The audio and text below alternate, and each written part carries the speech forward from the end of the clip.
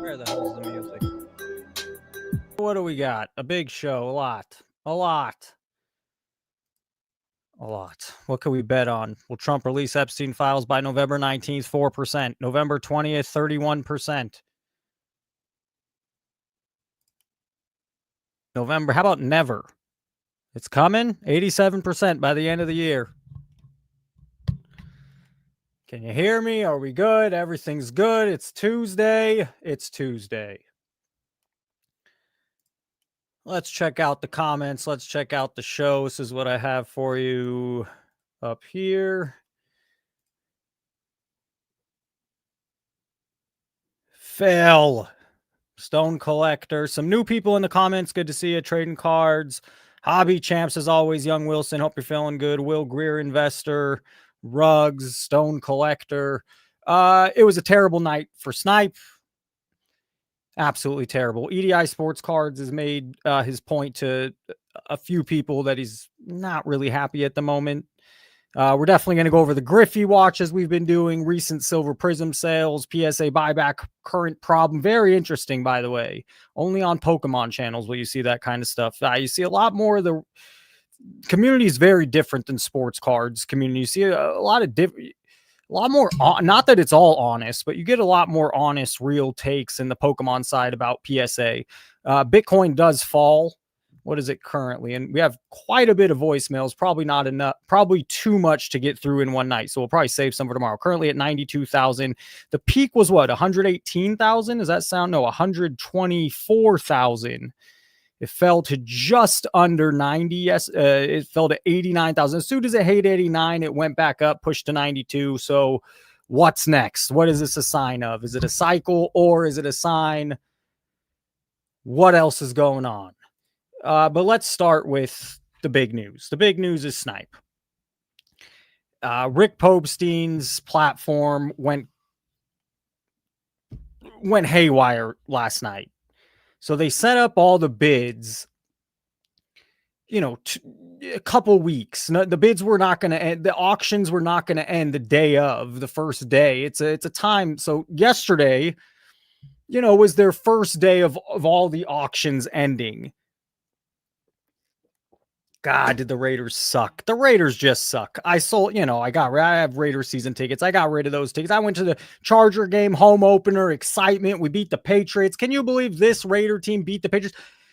If Geno Smith was a better quarterback, I mean, we were in a lot of games. That's just the Cowboys. We suck. We just suck. Max Crosby's what a waste. He comes around, he gets the sack, he knocks the ball loose. They get the ball inside the red zone. What do? Kick a field goal with Brock Bowers, Genty, Mayers, not Jacoby, but Mayers, the tight end. It's a joke. it's a joke. The Raiders suck. Why even watch? Oh my goodness. But also what was a joke is what would happen to Snipe. Who's a bigger joke, the Raiders or Snipe last night? Both Monday night.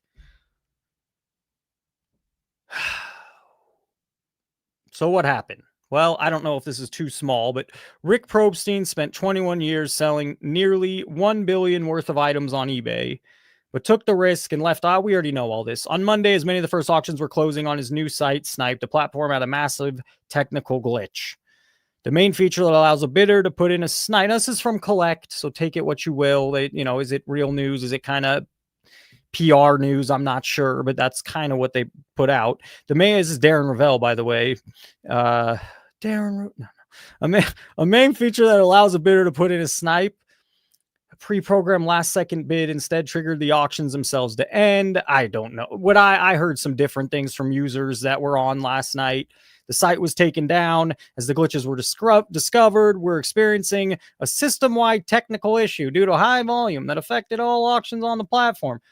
A statement read on the website: to protect the integrity of bidding and ensure a fair experience for every buyer and seller, we are temporarily taking Snipe offline. All impacted auctions will be canceled and relisted so all impacted auctions, but it also says, we're temporarily taking Snipe offline. So I would assume any auction that ended last night, anything that finished in that time frame of when it happened, those are all going to be, it even says later they'll be refunded. Where did I see that? Probstein said he is also looking into the possibility Snipe was a target of a hacking scheme. Doubtful, but at first I was really doubtful of that. And then you never just know with sports cards, but I don't think most of them are hacking into stuff, and is not sure of a timeline for its return. That's a big one. Collectors who won auctions and were automatically charged will be refunded. So it sounds like even if you did win an auction, you were charged will be refunded. I think anything that happened on Snipe, at least what I'm gathering here early on, is anything that happened on Snipe last night when it went down on its biggest night of the year, on its this is grand opening. Now it says beta, but bro, they ran it, they rolled it out over a month, being in the media over a month. Let me gather my thoughts here. Glitchstein, Hobby Champs. Yeah, Snipe did not go well. And it says unsure of a timeline for its return. So did they rush it like everything else? Geo mentioned on Sports Card. No, you're shilling Geo. He mentioned, this was already in my head. What if there was a case, just play in the hypothetical world for a minute. This is already in my head. I never had said it. But what if there's a case that Probstein was getting kicked off eBay and kind of was being proactive in moving over? I mean, he sold in 21 years nearly $1 billion worth of eBay. And eBay's the place. And then this is what happens when you move over. So it's really disastrous, I would say. I mean, that's rough. That is just not a good way to start. Sorry, but there is no current Cowboy as talented as Deion Sanders was. That's probably facts. Micah Parsons was damn good, but he's no longer a Cowboy. CeeDee Lamb is pretty damn good. The talent of these receivers these days are unreal. The talent receivers. The site is from a user. The site was taken down, but the app kept working, says a bidder who was on last night. I tried to use the search feature on the app, but it kept auto searching the first letter I put in. So he'd put in A or S for Shohei Ohtani or O for Ohtani, and as soon as he put the O, it just searched everything. So yes, things were funky last night. Probably a lot of upset. People understand, but still, it's a frustration. It's not a great way to start. Okay. Jeff Wilson released this. I sincerely appreciate Patrick Ryan's apology and his $50,000 donation to Children's Healthcare of Atlanta. Whereas somewhere that, he regularly supports, talked about it on Dustin's thing today. We're not going to watch that, but oh my God, talk about a PR move. I'm relieved we can move on, and I love that a charity gained something from it. And this was the apology he attached to this one of two. This was one, and this was two. Now, I got messaged by EDI Sports Cards, and I think EDI Sports Cards was in several people's DMs over this because he's not happy about it. The Patrick Ryan apology was given. This is all coming from EDI Sports Cards. But so that's where my information's coming from. So if what incentive does he have to lie? I'm not quite sure. He says that no, this was an apology EDI Sports Cards got in talking with P. Ryan to announce on his video that official apology. This is at least from EDI Sports Cards what he's saying. And so, that's why the only thing is this was not an apology sent to Jeff, as Jeff made it seem in this Instagram, I believe Instagram post. This is apology, according to EDI Sports Cards, gotten by EDI Sports Cards directly from P. Ryan to say, the least EDI Sports Cards is upset Jeff took the apology act as of his own. EDI says he'll never make the mistake ever again, not to put his logo on something like this, which you see with many, slabs. If you see a card lighter product, if you see slabs, if you see a cert, but yeah, he just wasn't thinking about it. It also means a lot to EDI Sports Cards, just in talking with him, that he does get some public credit for the apology. And the bigger story to me is, why does Jeff feel this is a good enough way to handle what happened? Now, I understand someone accuses you of something that you never did or you're innocent. So you say, you know what, I'm not going to pay that the time of day. That's that could be the lines of thinking. However, there's also a lines of thinking when you're an innocent person and have a chance to prove your innocence and just show, hey man, I got nothing to hide. You do that. So, I'm giving you both angles. Teapot felt the need to immediately post his bid history and then do a tour on YouTube stating his innocence. Now, Jeff was finally on Dustin's thing, which was just such a, we'll look at the comments. It just odd how Jeff and P. Ryan handle it so much differently than your boy Teapot. Odd is a fair word. That's enough of P. Ryan. That's enough of the shill bidding. That's enough. We did plenty on it. If more comes up, we'll do more. This was sent to me by a viewer that, from eBay, not from Arena Club. It's an Arena Club, but this is sent from eBay. Chase this PSA 10 Justin Herbert Grail card. Ooh, it's I'm sure that card just gaining value by the second. What, they just lose by double digits? Supposed to be, they got talent on that team. They got good coaching on that team. They got destroyed on Sunday. All the quarterbacks can't be Tom Brady. All the quarterbacks you're buying, collecting, they're not going to be Joe Montana. They're not even going to be Peyton Manning. They're not even going to be Randall Cunningham. Go buy your Shedeur Sanders now. So to me, these slab things, these mystery packs, this is corporations not having a clue about sports cards. They see, there's some money to be made. There's some cards to be made. They don't understand this is not a long-term. No one's unless you're that degenerate guy you guys watch on YouTube that I've made some videos on, which is escaping my mind right now. Someone will remind me in the chat because I cannot remember his name. But unless you're that guy, you're not continuing to put, if you're in cards, you find a better way to put your money quick. And if you're just a gambler, you find a better hustle or gamble quick.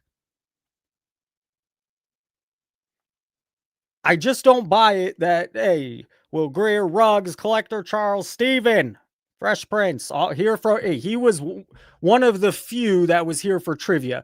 If you were been watching since trivia, which was in August, that's the beginning of the lives. So Fresh Prince, good to see you. I'm just going to read some chat. Kyle Brady, Teapot is a goober. Good evening. What's up, Tim? Bob Boozle, was special appearance from Bob Boozle. Bob Boozle, call the line. We'll take some calls soon. To me, this screams two things, these emails, or the way Arena Club's sending theirs.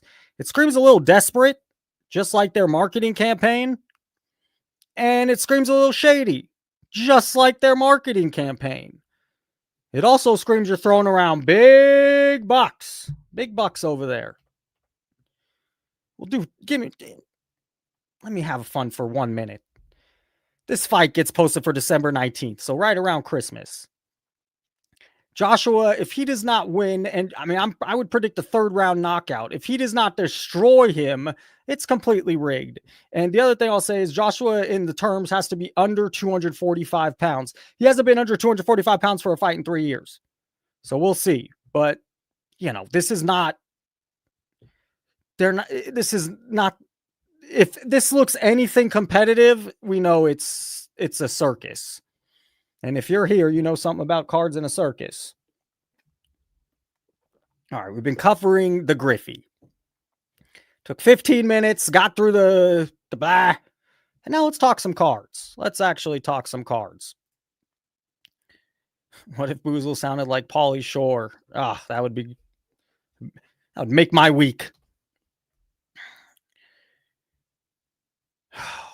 This.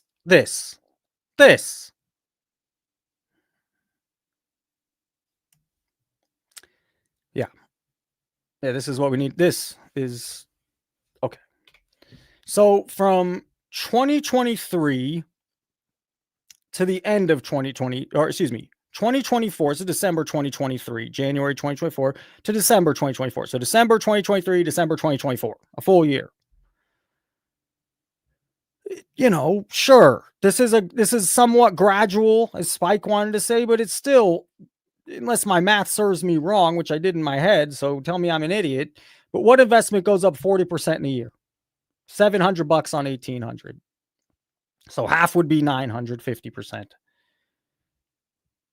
The stock market does not go up 40% in a year. Your real estate does not go up 40% in a year. And crypto, which right now has had a fall here recently, it does not go up 40% in a year. And that's the year no one's speculating on.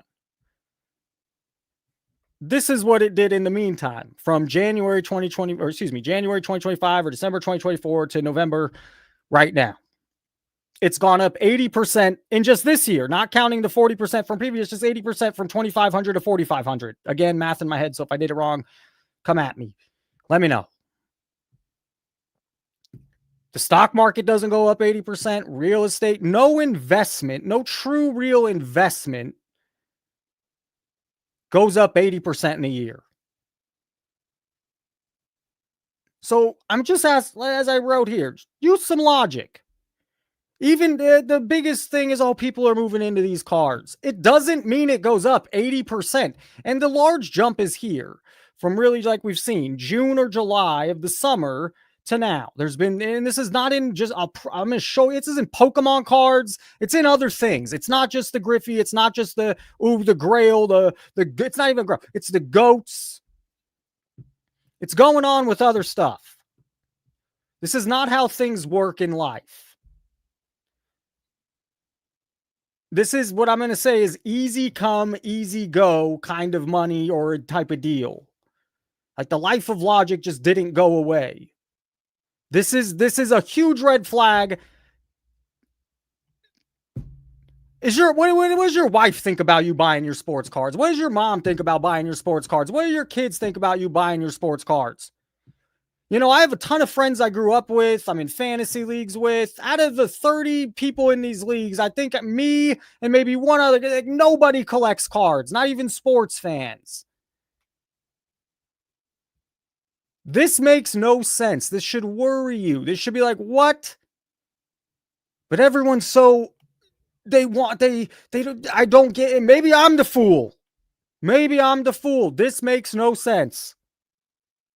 It's not how it works. When things peak like this and jump like this, guess what they do? They fall. So the Charizard's done the same thing. From June, July, same exact time. It's a steady price here. About 10K beginning of this chart to June. And then boof. So I just want us to use some brains here.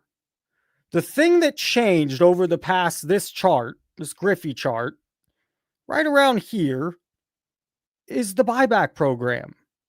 I don't know what else. And it really started getting a push, graded grab. People really started using it, middle of the year. It started getting much more talk right around here. So I don't know. I'm not blaming PSA. I'm not blaming anybody. I'm just trying to figure out what no one else wants to figure out. Everyone, I'm a card dummy. I love cards. To the moon. Sorry. And I know, I'm speaking, I don't mean it just, if you make content, you should be searching. You should be questioning. You should be wondering because this shit doesn't make sense. What does the chat have to think about this? I mean, it just makes no sense. It went up 40% in a year. So for this card was in 1989. He retired in what? The 2000s? 99, 09, somewhere in the 2000s. What changed? Nothing. This was a $1,500, $1,700 card, $1,800 card. Okay. So for some odd reason, it takes a 40% jump that year and an 80% jump, and the big jump really in the summer, where the same time the Charizard took it, and the same time some other cards. Let's look. And then who was it? Beyond Proof wanted to know about that Griffey card. I don't have a ton to say. But, oh my God, where's the? I have a lot here. The Upper Deck 1989 Ken Griffey Jr. Rookie card. The most graded card of all time. Oh, but it's a PSA 10. That'll change everything. There's over 185,000 of these people. You just don't know. You don't know what you don't know. You don't know. Even now I'm giving you the numbers. You're still going to fight it. I mean, it's not how it works. The PSA 10's let's refresh. Let's see what it has the most recent, what it's got. It's already refreshed. Not working. We still live? Yeah. 4,300 average price, 5,300 most recent, which seems weird. 2,000 PSA will pay you for it. There's 4,288. No, excuse me, 4,228. So it was an $1,800 card a year and 9 months ago is now a $4,300 card. There's over 4,000 in the pop. There's 32,000 in a PSA 9. It jumps down to 350. Eventually, this gap becomes way too big, and people just buy the 9, even though there's 32,000. And then there's 44,000 in an 8, and 14,000 in a 7. You could get it for $76. By the way, the 8, $123 according to this site. Yet you look at a chart like this and it doesn't worry you. There's no investment in life that you just make 80% in a year, or, that's not how things work. I'm not saying it's not a good card. It's an iconic card. Iconic. But whenever you see this out of nowhere, hello? What else? I had more to look at. Let's get rid of this as we go. This is a great video that we will watch. The Poke Plumber. It got 25,000 views the last 5 days, 9,000 subscribers. He breaks down PSA, and I haven't heard it elsewhere. Excuse me. What else are we going to do? We're going to take a quick look at Mangini. Give a shout out to the Mangini collection. We're going to talk about how broke people are. And here we go. Let's finish this trend. Ricky Henderson. 2,300 pop count. So less in a PSA 9. Now in a PSA 10, there's 26, and that's why it has this huge price. Not because there's 4,000, because there's 26. And in a PSA 9, okay, there's 2,300. So still less in a 9 and a 10 than the Griffey has in a 10. Oh, but Griffey's our guy. We love Griffey. Griffey doesn't hold any records. Ricky Henderson, no one will ever. They widen the bases. No one's going to touch his stolen base record ever. Ricky Henderson might be one of the most underrated base. You all hyping Griffey. What about Ricky? What about Bonds? What about us? Ricky Henderson is a beast. He won World Series. Oh, Griffey shit. He didn't win a World Series. Damn, that's going to hold him back 30 years from now when people are collecting. Not Ricky. Now look at this. This is a normal chart. Oh. I don't have arguments. I consider the people I talk with on this channel viewers that we reach out and we talk, we have conversations. You know what? I respect their opinion, but the reason I'm getting so fired up is because I go back and forth and they're smart guys, but this is a normal chart. Even the little spike here is kind of weird, but this is what it's. What did I hear? Did I hear something? No. This is what this it had a spike here. Oh, big spike. Hey, let's get those comps up. It's a $2,000 card. Jamie, $20 in and out. Thank you, sir. Tuesday night. I have some news. I don't think I'm going to keep doing fry off the $20 going negative. Jamie, thank you so much. Love Ricky, would prefer a Ricky over Griffey. That's this doesn't make sense. All right. It doesn't make sense. It will never make sense. And the only thing that's going to happen is you're going to see this. It doesn't mean right now. I couldn't tell you when, but and you already see it. This is going to come way back down. That's just what's going to happen. There's too many. What else? I have more here. So we have the Ricky PSA 9. This Peyton Manning audit. The other thing that I don't, I'm not going to say his name. It's not Jamie, it's somebody else. But there's somebody that smart, really smart dude. Very. Respect his opinion a bunch. But, you guys say the GOATs. Is Peyton Manning not a GOAT? He's not Tom Brady, but who's the next best quarterback in my lifetime? And forever I made the argument, this is flawed, whatever. I'll be honest. I made the argument Peyton Manning was better than Tom Brady for a long portion of their careers. Watching Peyton Manning at the line, there's nothing like it. Looking at their after careers, Peyton Manning is such a genuine, I love that Monday Night Football show. I normally listen to football with no volume, no audio, not that show. I love listening to him and Eli go back. Tom Brady, look what he's doing. So there's other players you can move into. It's not Tom Brady or nothing. It's not Griffey or nothing. It's not Jordan or nothing. And eventually when these prices get like that, stupid, people move to other players. This autograph, hey, I'm not going to go buy this. And don't do what you don't want to do. It's your money. But this just seems, compared to what other prices are out there, this seems vastly undervalued and also maybe more of a true price to where other cards are going stupid. So how much is the price? Before I scroll down, give me your thoughts in the comments. How much do you think this don't look it up. The 1998 Bowman is rookie year. He doesn't have a lot of rookie autographs. It's a blue auto, Gem Mint 10 on card. How much? Orlando, good to see you. Hope you're doing well. You missed a good first 28 minutes. I went fast over all the news. I want to get into what I want to talk about. But we talked about Snipe. We talked about I welcome EDI onto the show. He didn't really want to come on. So I still find is he baiting me here or is he being honest? And that was his exclusive apology. 14,000 I've seen 5,000, 250, 475. We're all over the place. 900. I think it was $600. No.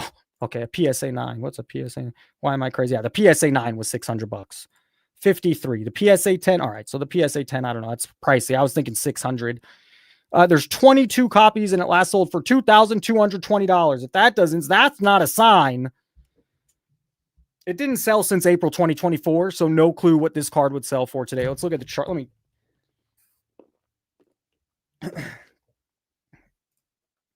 Let's look at the chart. Oh, what do you know? Now, in this crazy market today, what you're going to see with this card is you're going to see it sell for $6,000. And don't buy it at that. It's a $2,200 card. He did nothing recently only the craze of the market right now, which will die. The craze will not always stay. People will find other things. People will get burnt out. People will move on. People will stay. People will come in, but this craze of it all, the pump of it all, but this is a $2,200 card, $2,500 card, under $3,000 card for the last 2 years. What did it spike at? Look, I'm not lying. It sold for $9,000 in 2021. There hasn't been another sale over $5,000. Well, $5,300, $4,500. The direct sale after the $9,000 in April 2021 was a $3,500 sale the same month in 2021. This is what's happening all over. Starting on, gonna be rough. The Charizard, PSA 10. $21,000. There's 490, not 4,000. And what do you notice? The same thing I noticed in sports cards. In about June, there's this weird spike. And it's not just with your sports card. Oh, the Charizard first edition. It's not even the first edition. The first edition is the rare one. How many are in a 9? 8,400. It's $1,800 overpriced. And the same. This is how the chart. Let's make this bigger. This is how cards work. Okay. This is a normal chart, a steady price, maybe a little appreciation as the years go, which you see, it was $1,000 card to begin, 1,074. And then, 1,050 a year later. And then we're getting to 1,100, 1,150, back down to 1,094. This is how cards should be. There's nothing there's nothing, you can't tell me there's so many. No, it's a hype of a product. There's something weird going on. I suspect, I'm not saying it's PSA. Maybe people are manipulating the buyback program. Maybe there's some holes in the buyback program. That's the only thing I can, and again, I'm not reaching. It's the only thing I could deduce. That's the right word, that happened along these same lines of these charts.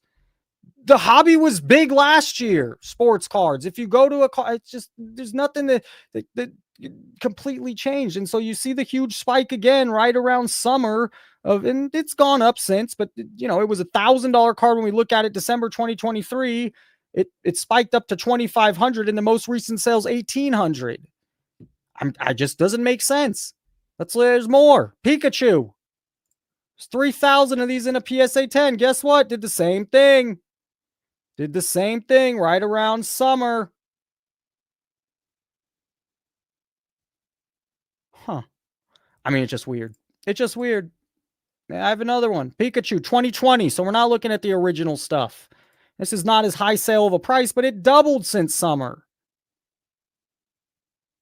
It's April, March. And it's falling back down. We'll see if it falls, but it's just weird. It's just weird whatever happened over the past 4, 6, 8 months in some of these card prices. And people want to tell me it's the GOATs. People want to tell me it's certain players or certain cards, but it's also going on in Pokemon. And what's the connection there? Oh, they're all PSA cards. There's a buyback program now on these cards. They're offering stupid money. It shows. The prices won't stay inflated like that. They just won't. All right. But, what are we? 30. I got through a lot in 33 minutes, almost too much. There's plenty more. So the news is I have to stop. The Fridays are crushing me. What happens is I go live Tuesday. I teach all week. I go live Tuesday, Wednesday, and I come home on Friday, and that I just need to decompress. And instead, I'm preparing for a live for 2 hours. By the time that live's over, I have the adrenaline. Saturdays, I've been a zombie. The last 2 or 3 Saturdays, I've been an absolute zombie. So as much as I love coming up, live 3 days a week, I think I'm going to limit it. I'm not touching Tuesday and Wednesday. Love it. Helps the week go by fast. I'm excited for the live. It's fun to be with you guys. So. Yeah, Tuesday, Wednesday, but Friday is just, and also if I'm just doing Tuesday, Wednesday, I can focus on more of the channel. I can focus on, communicating my communications. I can focus on editing videos and making more prepared videos. So, this is it's all whirlwind. It happened since August. So I was Tuesday, Wednesday, Friday, maybe back in the summer, or, it's the dog days of teaching as well. We haven't had a break in months, and Thanksgiving's coming up. Christmas is coming up. But so I think Friday, I'm sorry, Bob Boozle. Friday is just, I'm exhausted. I mean, maybe every other Friday, maybe once a month on Friday. Tuesday, Wednesday's not going anywhere. Tuesday, Wednesday, that's 4 hours of content. And then I still want to make some videos. I still want to make the original videos that are good videos. So anyways, this star card Beyond Proof. Now we did our whole Griffey thing. I went through, I wanted to say he asked about this card. Here's, at the price, I don't hate it. It's $185 last. So he asked about the number 10. It's a set. There's 10 cards in the set, I believe, that I have. I feel like this is going to get in the way. I can't spend it.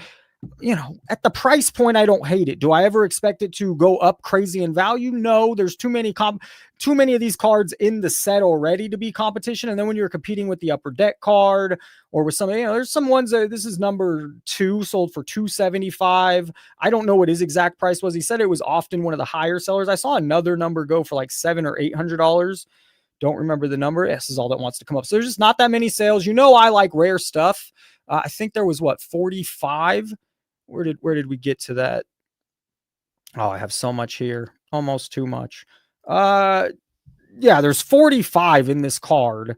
Last estimated price was $290. So I don't hate it. I don't, Griffey's right now so big, so popular. So you're kind of pivoting or you're kind of zigging while they're zagging on Griffey, but I expect the Griffey market to come down some. Here's Beckett, who controversial point right now, but Beckett kind of said it good, is when you get into a card for $50, $200, you don't have a lot to lose. When you get into a card for 2,000, 20,000, 200,000, yeah, man, there's a long, so do I think the ceiling on this Griffey card is terribly high? No. But do I think you're going to lose the bank? No, you're not. I mean, it's not a crazy price card. And right now, cards are just singles. Buy stuff that's on a flat chart, not this stuff that's spiking. This was an interesting photograph. Photographer exposes the click farms beyond fake social media. I talk about it in sports cards, bro. This is a bigger story. It's going on. I think on all of YouTube. I mean, on a lot of YouTube, on a lot of podcasts, on a lot of streams.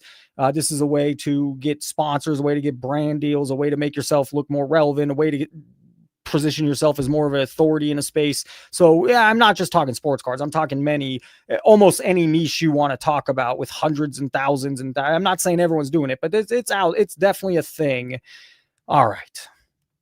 So what EDI Sports Cards is upset at himself about and upset with Jeff is he didn't put his little logo on that apology where, Alt is smart enough or I'm not going to say smart enough because we're just making some content, having some fun, but he'll never make that mistake again. You learn from your mistakes. This is insane, right? This is just, you don't buy the spikes. I don't care what Drake May is. Hey, the Raiders beat the Patriots in week 1. Tell me that. How? Well, Geno wasn't leading the league in interceptions then. That's one of them. All that talent. What a waste. What a waste. Before the season, he was at a high school football game talking trash, and that's why they pay me the big bucks. I don't have that clip on me right now, but get out of here, bro. All right. So this Drake May in September, about that Raider game, a week before the Raider game, 2025. So you're talking 2.5 months ago, not even, was a $420 card. It's bumped up to $1,200. Jaden Daniels, who still looks like, I don't know who's going to have a better career, Daniels or May. I mean, if I had to take, I like Drake May looks good. I'll take Jaden Daniels every time. It's currently selling for almost $400 less. But we're not done. Michael Penix Jr. I hope you didn't buy him. Don't buy him at $190. Don't buy him at $350. Beginning of the season, $350 down to $190. Provided by Alt, not sponsored. But they did this. I was talking about these silvers. Maybe they're watching. We were just last show. We were talking about the Drake May silver. Bo Nix, $450, playing great. Broncos just beat the Chiefs. Broncos are the same record as the Patriots. The Broncos look really strong. Bo Nix has looked excellent. He had that comeback against the Giants. Jackson Dart? Am I saying his name wrong? He's on my dynasty team. Very excited to have him pull him out of the hat. Tyler Warren, the tight end for the Colts, and Dart. So dynasty leagues, a draft matters a lot. And when you could score 2 good starters on your team, I scored in that draft. But Bo Nix down to 370. So but Drake May's 1,200. He's the next Tom Brady. He must be. He plays for the Patriots. Caleb Williams, $630. Start of the season. Bears are actually decent. The Bears are looking like they're good football. I read a thing. They're 2 plays away from having 2 more wins and being this crazy good record, and they're 4 plays away from having 4 more losses. They won. I went to the Raider versus Bear game. They won on the last play. We played better than them all game, as it shouldn't even been close, but the Raiders suck. And on the very last play, we're set up to kick a field goal to win indoors. Everybody makes field goals in there. And what do the Bears do? They block the field goal. This card's gone from 630 down to 385. And JJ McCarthy, your favorite, 350 down to 295. Yet the Drake May is a good buy at 1200. It just doesn't make sense. Well, this one makes a little sense. The people want to buy. It's easy to flip that big quarterback, but not everyone's going to be the big quarterback every year. You're going to land on one, and why is he the one? JJ McCarthy, this provided by SX. What is that? Slab Stocks, I think. Not sponsored. You're welcome. What do we got here? July, June, August, September. June 7th, this card was 5,500. Now you see everything doing weird going up. Well, now it's 3,600. And he doesn't look all that good. He has his moments, but he's had some also. I know he's brand new, but he's had some good moments and some really, what the fuck are you doing moments. Hey now, Sam Darnold, go get it. That's what the breakers tell you on Whatnot. Go get it. You know, beginning of the show, it took a little trickle. We got quite a bit of people in here now. I might go over what we started with real quick, just real quick, 5 minutes. We started with the big stories, but now we're getting into much more nuanced things you don't see everywhere. Who do we got here? This is your favorite sports card investor put it out. Let's do some real card content, some things that are it's all fantasy right now. It's all fantasy. Isaiah Thomas is probably the best Piston to play all time. Prove me, am I wrong? Am I wrong? Isaiah Thomas is a top 5 point guard of all time. All time. Oh, we're going to go deep here. Get your popcorn. Hey now, 201 of these. There's 201. In a PSA 10, it last sold for $3,600. Yet this card on the left sold for $12,000. Hello? What is happening? You have to stop. We have a lot of voicemails as well. A lot of voicemails. Let's move forward. This Cade Cunningham rookie sold for 28. Well, it's numbered to 25. But then there's this one too that's numbered to 10. So you could go get a PSA 9. By the way, the PSA 10, there's very rare, under 100. I think it sells for about $500,000. The PSA 9, there's 633. It's Larry Bird and Magic Johnson's rookie card. They won 8 NBA championships in the 80s. They saved the NBA. They're legends. Absolute legends. Cade Cunningham can't sniff their jockstrap. And I like Cade Cunningham. And then in the middle of the card, it just so happens to be Dr. Effin J. $16,000 and change, almost $17,000. Let's be fair. Or you could spend $11,000 more to try and pray you could flip this Cade Cunningham at a stupid price. We're not done. Here's another one. All provided to you by your boy, Jeff. This one sold for $41,000, but the story he doesn't show you is the other side. There is one copy from my looking up, my research in a PSA 10. One. There's 164 in a PSA 9. It sells for $13,500. Or you could spend $26,000 more. I just do my math wrong. I think I did. And buy the Cade Cunningham that there's others that are not even going to be shown here, that we don't even know about. Or you could go buy a guy that changed basketball and helped push NBA forward. Or you could go buy 2 of the best NBA players of all time. Both of these guys are in the top 10 NBA players of all time. You add Dr. J, who's a top 20, probably top 15 NBA player of all time. Or you could go get the Cade Cunningham because it has a fake serial number, a fake patch, and a shitty auto. That's a decent auto. The modern is going to fall hard. Modern stuff, I can't speak the same for some of this vintage. I don't know. And it should probably affect the vintage when modern falls hard. Vintage should have a little fall, but this is stupid. And they all just want to sell you this bullshit, how everything is doing great. Well, show the other side. Show what cards are really valued at.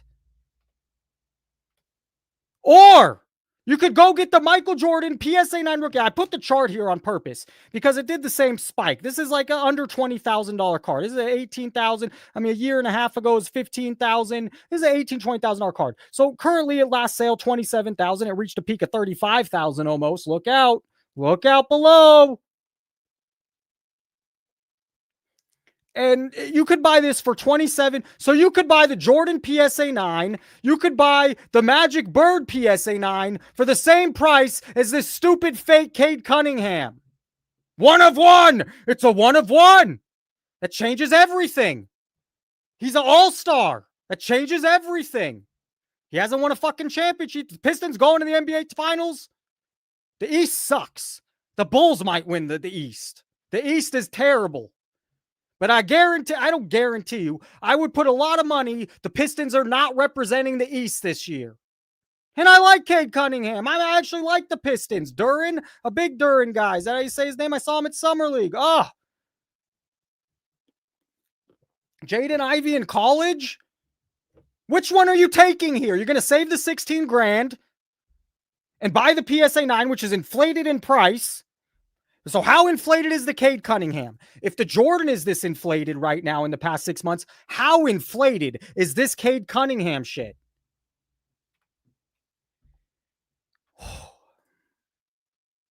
Say his name and he appears. I believe in Joe Hendry. I believe in Joe Hendry. From London and Paris and Tokyo. Oh, come on, you got to get hyped. You got to get hyped. Look out below. This Frozone is $20,000. I'm sorry. I mean, it's like, am I getting him up? Dude, it's so stupid. And I guess, sure, I could be mild-mannered. I could be boring, but I'm selling a point here. This is ridiculous.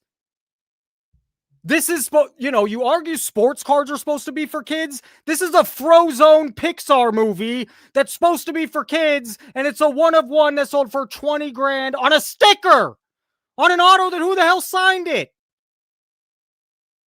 Who played his voice? Samuel? Somebody played his voice. Is that his voice even? Yeah, Samuel Jackson. That's right, on the bottom. Why the hell is there an M at the end of the auto? I'm sure that's, it just throws you off when there's a little M at the end. Is that an N? Looks like an M. $20,000. And I don't even know because I have so many tabs open. Didn't I? Let's see. Didn't I? Fucking Ricky Henderson, the Ricky or Griffey right now. Oh, here's a better look at that star. Here you go. Jackson Holiday. Pop count at 12. This card was $3,800 in December of 2023, and its last sale price was $1,400. You had to go rush out and get Jackson Holiday. He was the guy. He was the one. That's all I put. All right. Let's move on. What's Bitcoin at? 92. Is it going to drop? It hit above 93. Now it's falling. What would it hit at? Actually, it's right here. 92. Oh, maybe it did. I thought it could have swore it went over 93. Maybe last night. 92.9. It went below. Oh, it spiked down. And oh, boy. Cards. Sports cards. Some of the weird things. Bad Bunny is your top Spotify artist in 2025. Bet somebody. Hey, I bet you I know he's the best artist 2025. AI is going to win Time Person of the Year sounds so stupid. I hope not. Pope Leo, please. Not even religious. Sam Altman? How much do you know about Sam Altman? How much I'm a fan of AI. I use the products. But who had him on? Tucker Carlson. I didn't even watch Tucker Carlson. I watched some commentary about it. I don't know, man. Some guys got killed. That's all I'm gonna say. People got killed. Tucker dug into it. Good interview. Unlike our boy. Yeah, let's do this. Where's our boy? There they are. There they are. Hats off. Hey, go free to all the, I mean, what do we got? All right. 140 people in here. First time submitters to PSA. You go use SCD25 for Dustin's promo. So he brought you this great, wonderful, amazing interview that basically dug nothing. Let's read the comments. You want to watch it? Go watch it. Some free love for our boy Dustin. So, hey, great interview. Brady just opened a shop in the Mall of America. Stuke knows nothing. Wow, this is a crazy. Okay, I'm out. I see where this conversation is going. It's all about the business. Money, money, money, money, money. Look at you. Look at you. Where are we here? A really quick recap of the situation incident you guys are speaking of on the very outset of the show would have been highly appreciated. They stayed away from that. That's not good PR. They know what they're doing. Michael Penix looking good on your team. I don't know. This guy commented the hell out of this. He did not like this. Take some time and do some interview training. He loves the show overall, Raja. But one bit of advice for Dustin. Take some time to do some interview training. You have an endearing personality or knowledgeable, but you take forever to ask a question of the guest. Your question to Jeff about his passion today for the work he does is doing at Cards was a case in point. Again, love the show. I don't love the interview at all. No hard-hitting questions. Just good PR for Jeff. They all knew or participating in, so let's donate to charity. Well has gone dry on this kind of content. It seems based on views, boring. Oh my God, what a bunch of crap, smoke and mirrors. Doesn't change the fact that Beckett and Ryan are easy greasing as it gets in this hobby. In fact, it's worse when you look up to the people like this and they screw us. What a cover up. The charity donation makes Ryan look worse. This is from Okandaga Media because he's trying to buy his way out of being a cheat. Sorry, but these high rollers are all the same, covering up for the buddies for everyone. This guy must watch the channel. If not, you need to. For anyone entering the card hobby, I would suggest you enter with extreme caution. Oh, did he say watch Professor Sports Cards? No, but I will tell you to do that. Stay away from breaking. Don't buy boxes of cards. Be extremely cautious with whatnot. And apps like this, it's pure gambling, and the house always wins. This guy. Well, look at this, prima donna. Love it. What the fuck are we watching here besides someone who's slowly hoping to get famous off Jeff Wilson's bullshit? Once again, there's zero emotion in this video between two of you. Jeff sells himself and his business for 30 minutes. I didn't even have to watch this and I knew. I'm not going to. I already knew. I could have told you. 80% of the time, Dustin's sitting there not saying anything because he doesn't agree with it, but Jeff's on his channel, so fuck it. Gonna let him say what he says. The other 20% is when Dustin's morals or soul gets the better of him and gives Jeff shit for a moment. Just but not the way. Proceed to be Jeff smirking, acting awkward purposely and looking away. Is this the furthering of the hobby? Do you actually find this interesting? How does this help your audience in any whatsoever besides plugging your socially with Jeff? Oh, that's got to sting a little. It's what everyone's thinking. Anyone that knows. All right, that's rough. Now, let's go look at Jeff's comments because oh my God, he had the whatnot guy, president for the sports division on. At what point is enough? He says no more. Don't trust guys who only wear a black t-shirt. Jeff was in on the policy. I mean, every comment is just sounds like between Arena Club and Graded Grails, Jeff is trying to monopolize the market.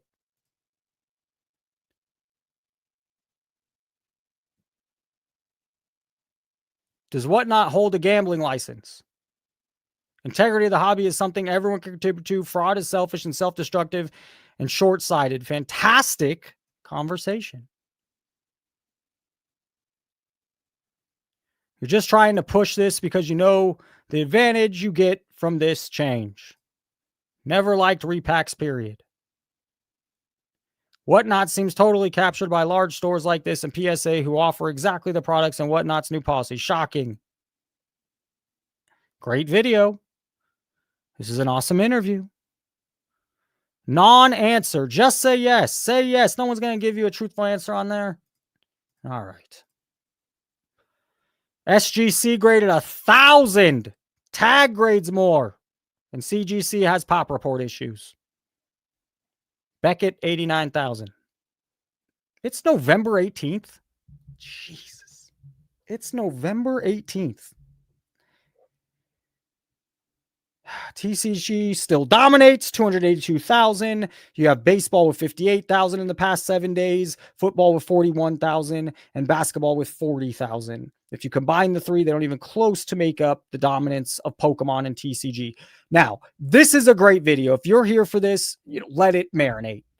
A very, very good video. We'll listen, I'll commentate. We're not going to hear the whole thing. I have about 3 or 4 minutes I want to show you. This is Mike Petty, Fence Post, Live Blue Red Master, Rugs, Orlando, Mortal Kombat Frank. By the way, speaking of the other Frank, where is he? One more down. Shout out to Frank the Tank, who has a family emergency. I don't know if he'll be here this week, but thanks for all your support. Wishing you and your family the best, because Frank's been a good supporter. And he reached out, said he wouldn't be able to make it. His family, I don't want to give away anything else besides the family emergency. So that's the truth. But here we go. This is a must-watch video. Snipe. Oh, here. A lot of people weren't here in the beginning. Snipe had huge issues last night. Their first big auctions ending after the 2-week period, and they completely went down, kaput. This is what you see now. If you go to Snipe, it's reported by Collect that they don't have a timeline of when they'll be back. But that's the beginning of Snipe. All right. This is a must watch. By the way, let's listen to the comments, or let's listen to the title. PSA Expose, the scandal that could change Pokemon forever.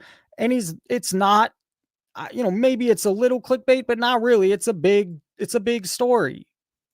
But first things first is we're going to get into the nitty gritty about PSA.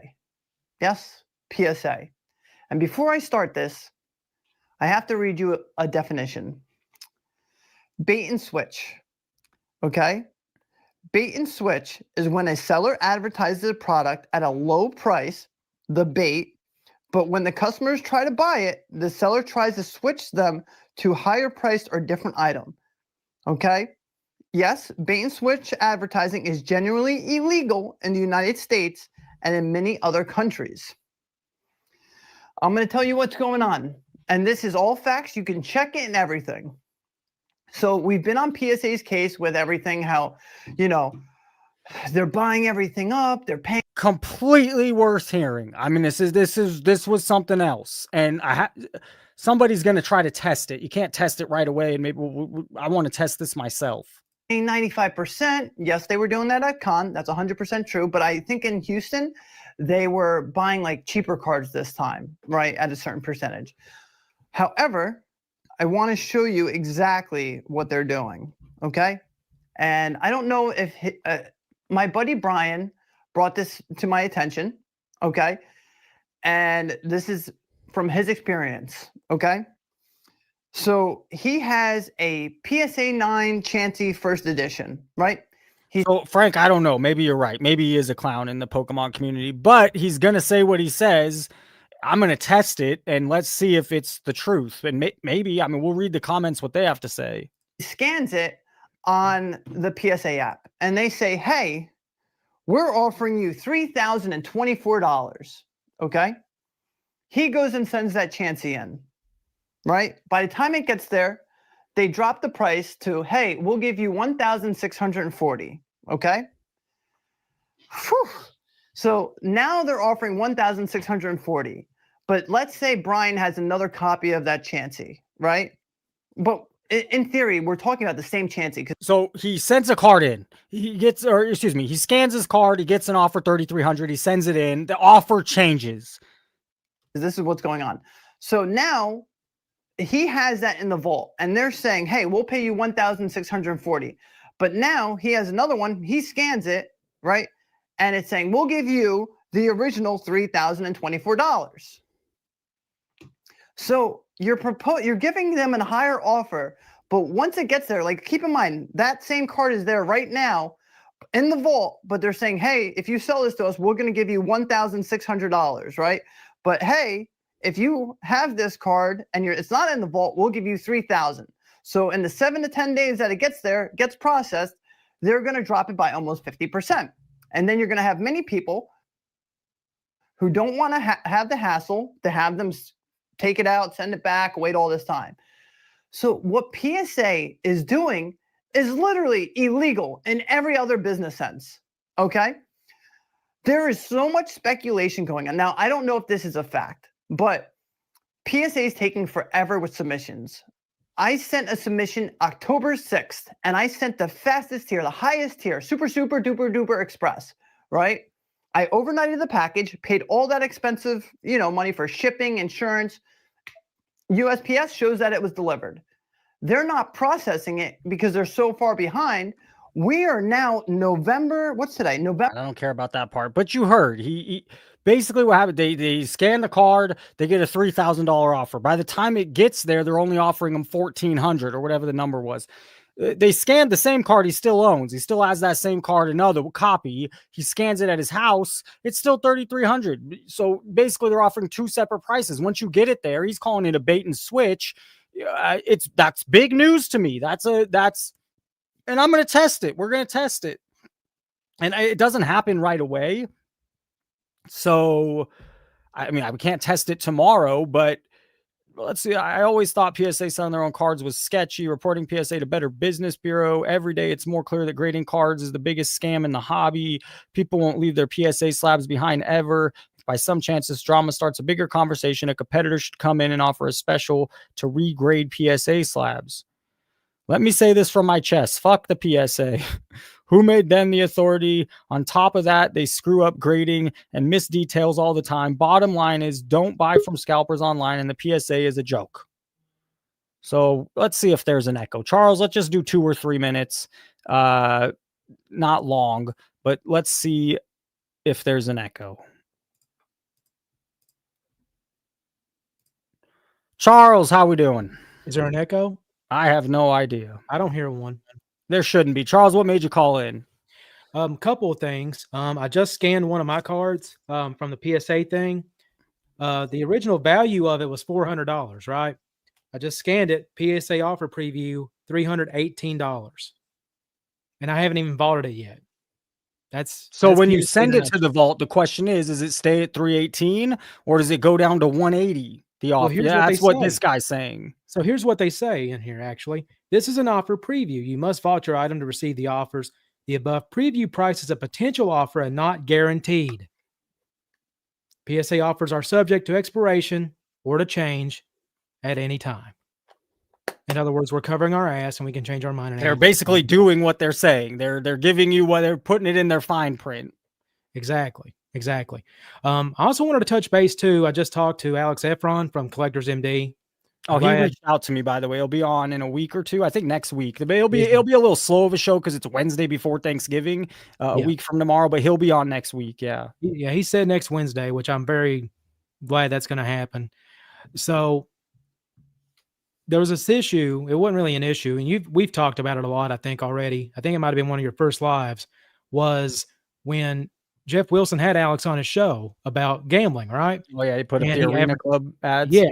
So Alex Efron's like, all right, I'm going to be patient with him and we'll see what happens.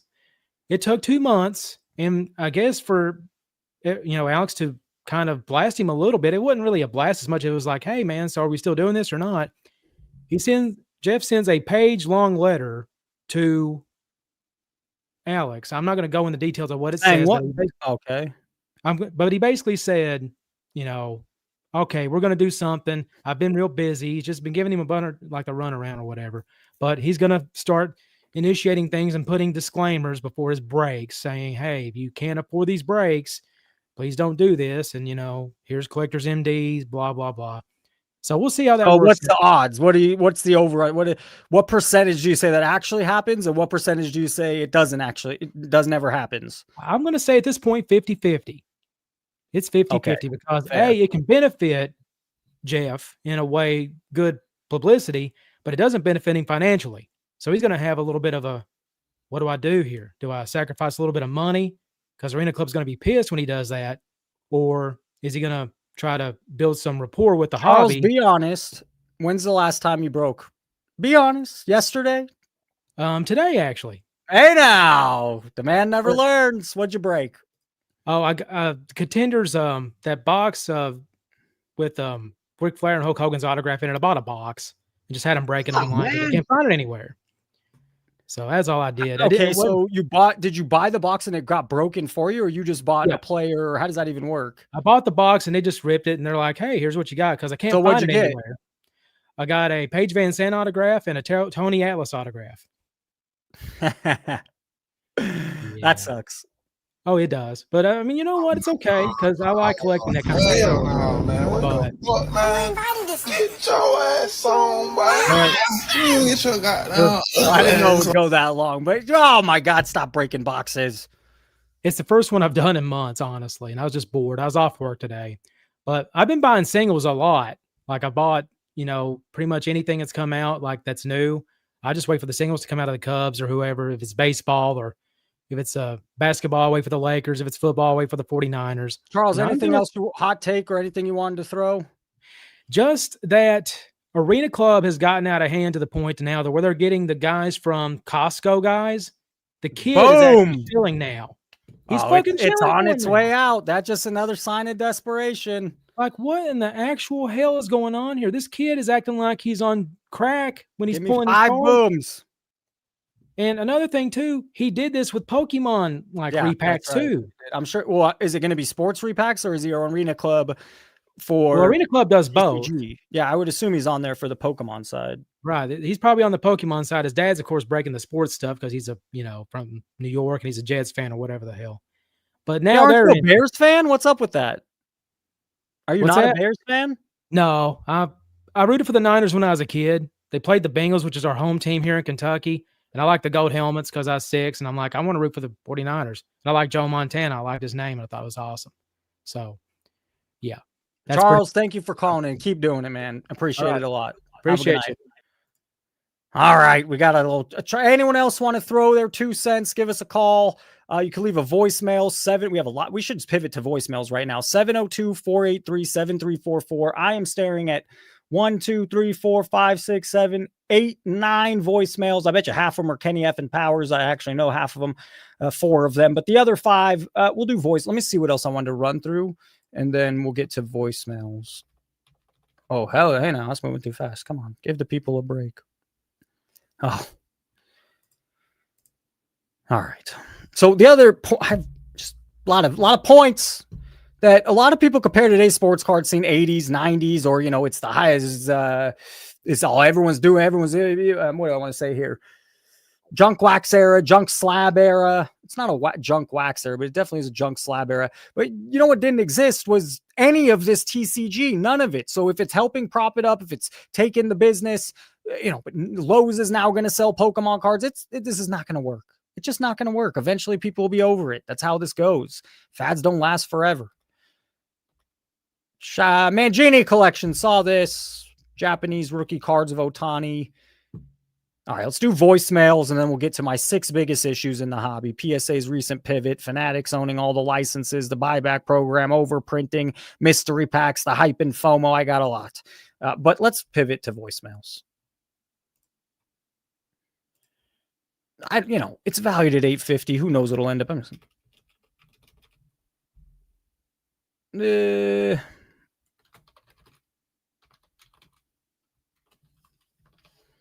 I don't know. Who the hell cares? Anyways, the best voicemail, which I've gotten a couple people say, hey, they're going to win it. We have one caller tonight that he says, it's going to put all the voicemails to shame. We'll see. The best voicemail wins the judge of the year. Right now, I'd say it's going to Kenny F and Powers. What's your biggest gripe in the hobby? Most fun you've had in the hobby? It's 702-483-7344. Let's do some voicemails.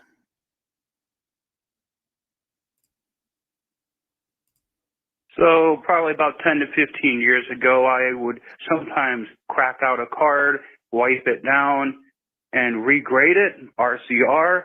Am I a criminal? What should be done with me? Should I go to hell?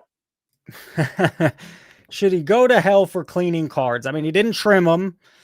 Where's the line? So if you're willing to wipe it down, are you willing to fix a corner? Are you willing to shave a little piece? What is your line? Is the line just the wax, the car wax on it or whatever you're doing? Or is the line somewhere further? I'm going to put up a poll. Let's see how quickly I can do this. Let's put up a poll. I want to start a poll. Is waxing the surface of a card okay to you?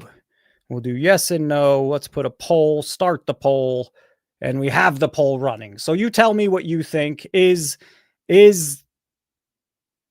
wiping down cards okay? I'd say no. I mean, it's not a felony. I don't think you're going to go to jail for it. The biggest issue I have, the card generally sells 150. The honest collector, the honest guy in the hobby, all right, we're trading this card at 150.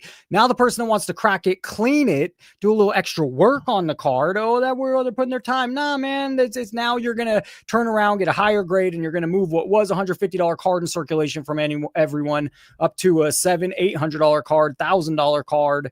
And so that person that's willing to do it, which I don't like, I don't think it should be done. And again, I would argue if someone's waxing their card, where's your line? What else are you going to be willing to fix and change on the card? We'll see what the poll in the audience has to say. Let's keep it moving. Next voicemail. Hey, Professor. Just want to let you know I have followed you since summer, and I agree 100% with what you've said. I think the shills are unconscionable. It makes it very challenging for buyers like ourselves that have personal collections, and keep up the great work. Hey now. And yes, I'm an Aaron Judge fan. I love those cards. Personal collection. On a side note, though, I think that the market is going to take a hit, and I think people are going about it all the wrong way, as you've suggested. And I think they've turned it from something that's a great hobby, something that we all grew up with since the 1970s and 80s, into something that I don't even recognize. Oh, are you kidding me? Can I get it back? 1970s and 80s, into something that I don't even recognize. It's kind of the way the markets go. That's about 20 more seconds. It's worth a listen. Let's let him finish out. Just like you see with gold and silver right now, it's having its heyday when people go, oh, it's a barbaric relic. It's not. And now they're finding it out as the dollar starts to take its beating. And I'll stop there, but I just think that it's unconscionable the way these different people are with their content up online. It's disgusting. So you're a breath of fresh air, and I appreciate you. Thank you very much. And we'll talk to you later. Hey, whoever you were, I didn't get a name. Thank you. That was very kind. We completely are on the same page. And yeah, it does. You see the difference with the vintage prices I showed you, the Isaiah Thomas, the Dr. J, which is not getting all that propped up attention versus the bullshit that is getting the propped up attention. And when that attention goes, or when the attention moves on, or where it flips to something else, because they gotta flip something else or hype something else, your cards a lot of these cards will go down. Let's continue with the voicemails. 23 seconds, nice and short. Yes. Hobby, you have to have some type of standards, agree or disagree. Agree. 8 years ago, whatever, wiping a card down with car wax. I just wanted your opinion on that, or the hobby's opinion. And then, as well as other things, like the shield bidding stuff you've been going over, is productive to talk about. No, Saturdays have been rough for me. I've been a zombie with those Friday night lives and teaching all week, plus a Monday, Tuesday, Wednesday live. So I was kind of grumpy. He's been emailing me back and forth for a long time. He decided to call in and leave a voicemail, but so sorry, I was a little grumpy on Saturday, but I think people shouldn't be wiping down cards. Vote in the poll. We got 50 people voted already. Vote in that poll. Is putting car wax or the wax on your card, is that something we like, something we don't like? It is a controversial subject. Let's keep it moving. Let me get rid of the ones we've already taken. We'll do 2 more, and I'll save the others for tomorrow. We'll do 2 more. and I'll save the. I think it's about time to have a Kenny effing Powers because he got enough in here. So let's go with a 47-second Kenny effing Powers, and then I'm gonna play the one that someone said, hey, he's gonna win. This is the call. This is the winner of the year. So, but first, let's get into to Kenny effing. By the way, Kenny effing the current champ for the judge. So we'll see how this works out. Let's hear. Here's Kenny effing, and then we'll go with the guy that says he's taking it home. Hey, Prof. Kenny Powers here again. I don't know if you caught the latest sports card nonsense where Gio and Joe, they interviewed director Joe Morgan, John Fox, stupid ass name, to discuss the Mantle Awards. And the travesty of the whole damn thing is Professor Sports Cards is not even in the running for influencer or content creator of the year. Fucking bullshit. Prof is the best thing going this entire year. That's all I got to say about that. All right. Suck it, Gio.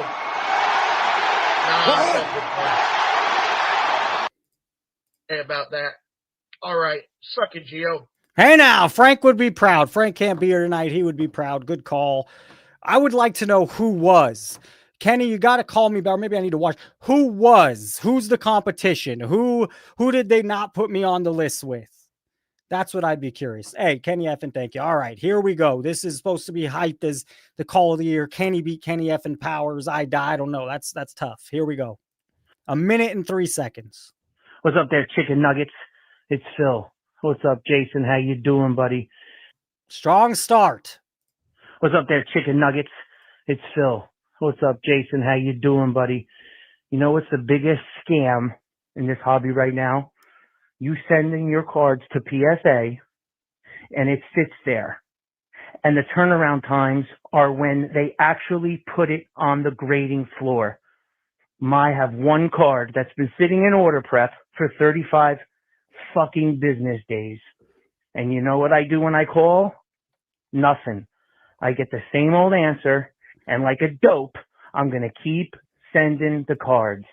This is why this hobby will never recover to the old days, because jerk-offs like me and everybody else will keep submitting no matter how much they put that big PSA slab. We'll see. We'll see if they keep doing it. They've really changed the business model in the past year, and it's starting to frustrate some people. You know what? And go a little bit deeper and a little bit deeper and a little bit deeper. I love you, brother. Keep on rolling. Phil, shout out to Phil. Phil, thank you. Big shout out to Rhonda also for helping out. Hey, Phil, thank you for calling in. It was a good call. Does it beat Kenny effing Powers? I don't know. I don't think so. Should we do another one? Yes or no? You tell me. Another voicemail, or let's save them for tomorrow. Yes or no in the chat. Another voicemail, or do we stop there? We have a couple more. A couple Kenny F and a couple non-Kenny F, and save them for tomorrow. Or do you want more voicemails? You tell me. Okay, hey, he's here. He's here. The commenter is here. I knew you should be here. It was a great comment. Orlando says yes. The commenter says no. Who's gonna break the tie?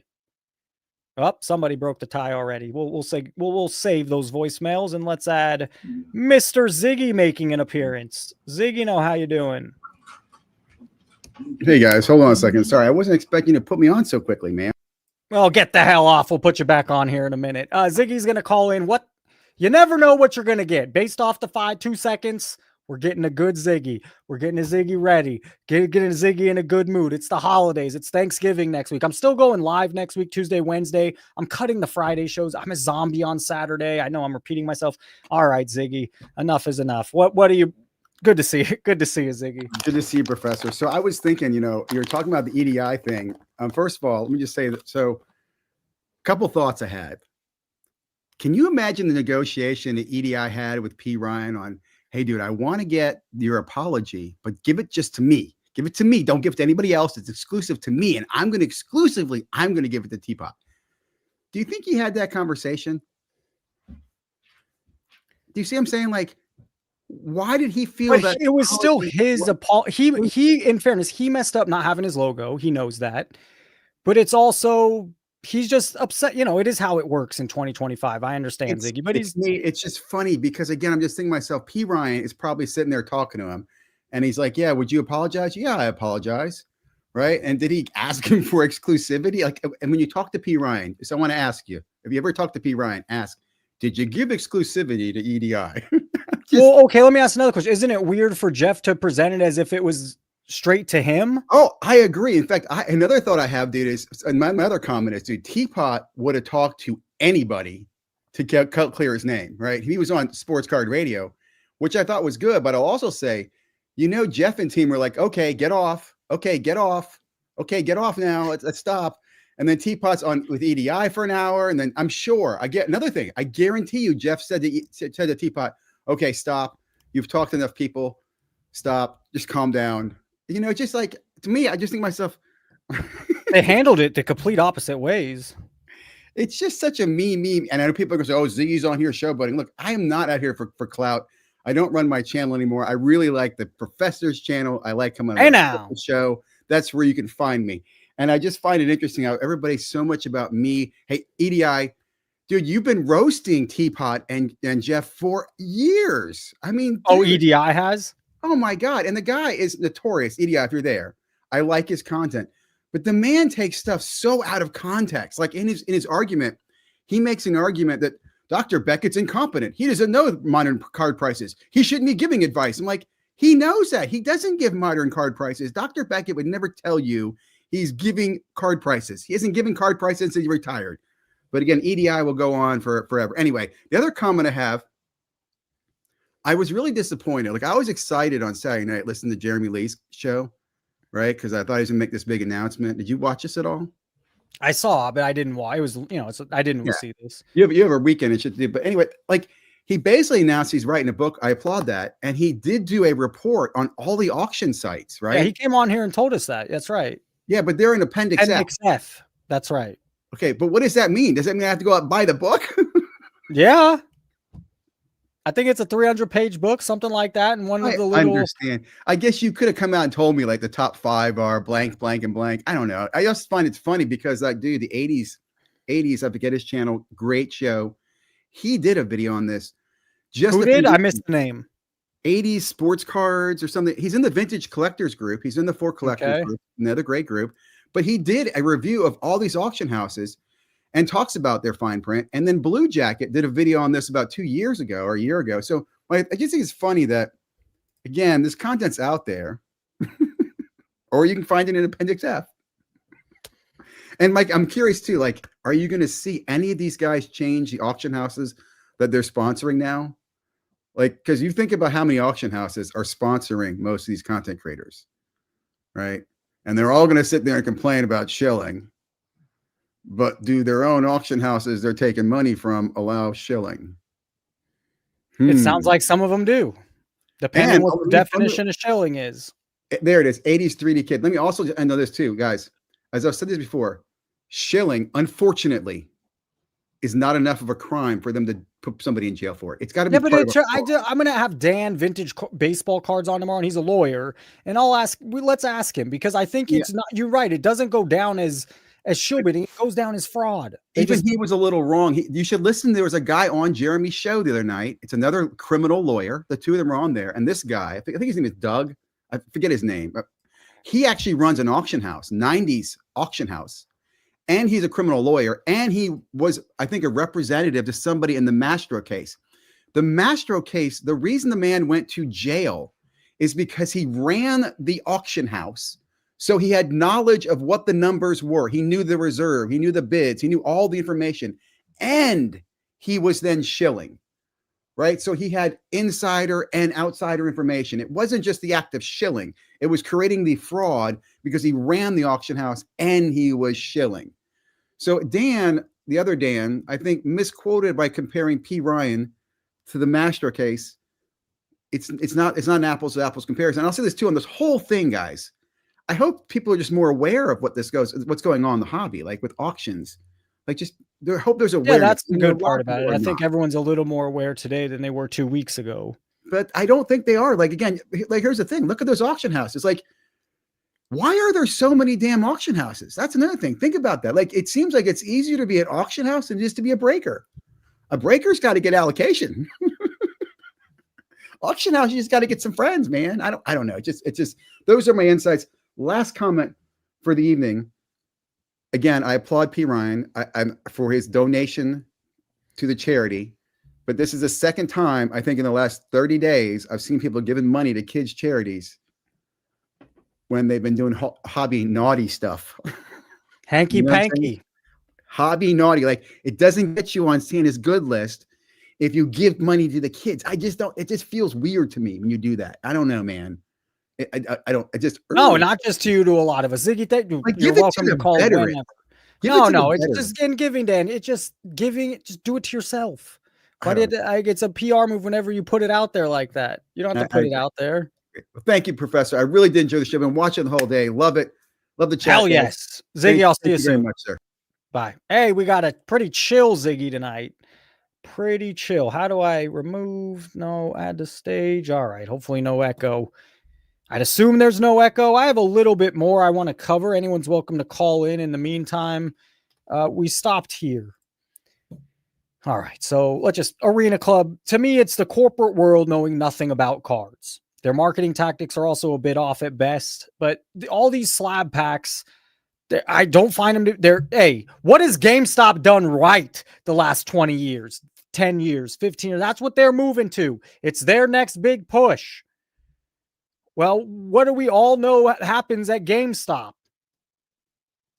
They have to pivot over and over and over. They're selling plushies. They're selling Funko Pops. They're selling video games. Now they're selling cards. They're selling t-shirts. It's all a bunch of corporate garbage that I don't think it's going to last. I don't think they know. I just don't find it to be a long-term product. The PSA buyback program's relatively new. Here's some 16 days ago. Alternatively, they could be simply buying back the cards they grade for you to lower grade and then slab them in a higher grade to sell for more. That's one option. They say, okay, they're high and mighty. They never do that. Topps and Fanatics now have an agreement with them to grade cards. It probably means directly sending them cards and bypassing customers. I'm not quite sure what that agreement is. Literally no accountability and tons of profit motive. This is basically a racket, but at least it makes a lot of money for everyone except the final bag holder. I don't see this ending well for PSA. If you get a 9, they offer you a good price. Can they decertify it, regrade as a 10, asking for a friend? They could do anything they want in a rapidly consolidating and totally unregulated market.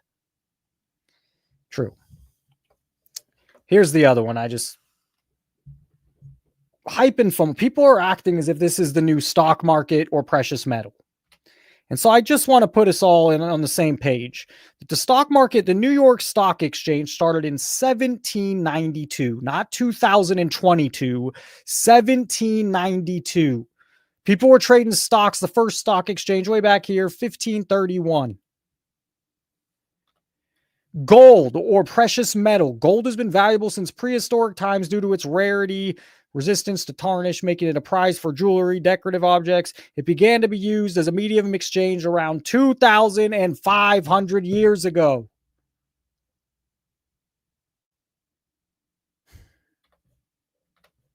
Crypto. All right. It's gone up, up, up. What's going to happen? I have no idea. No idea. Let's give Mangini a little shout. We won't watch much of it, but I just want to give him a little shout here. Now, there are some warning signs. You might not. Can you hear this? Can you hear the yes, maybe yes, tulip yet? Maybe that's not to me. Can you hear the guy? The economy. And I've always said the number one thing that will hurt the card market is the economy, in addition to all the shenanigans that goes on.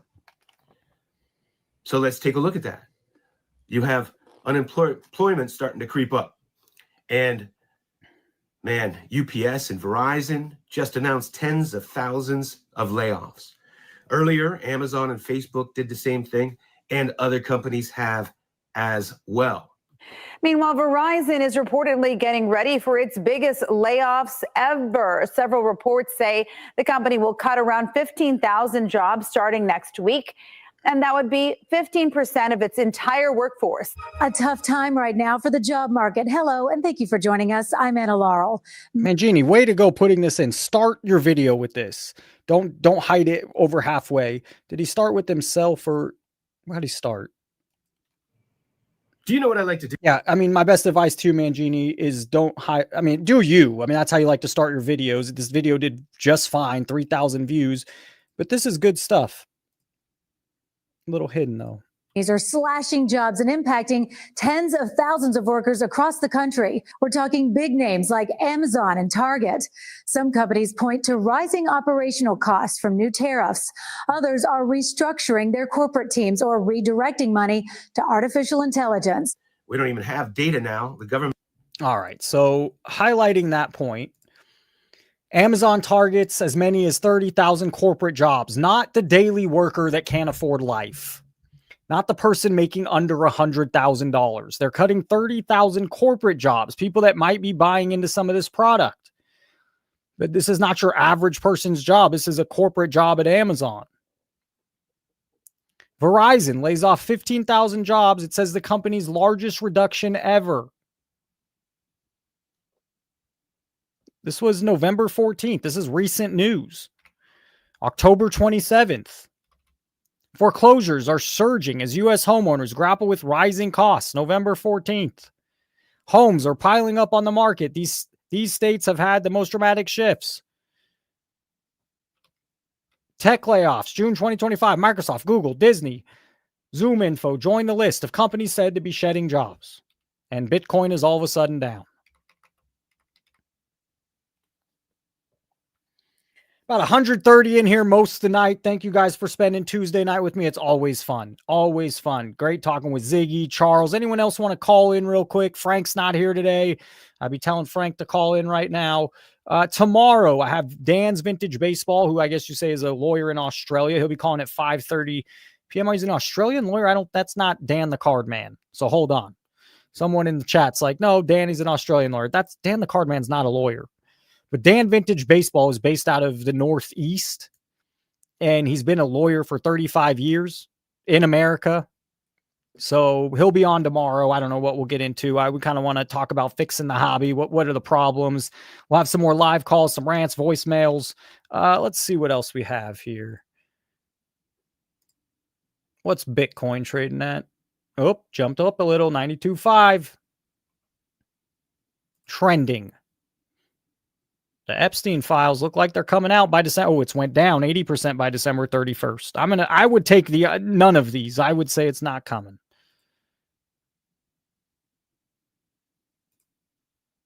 Let's just scroll down a little. What price will Bitcoin hit in November? It's not hitting 200,000. That's for sure.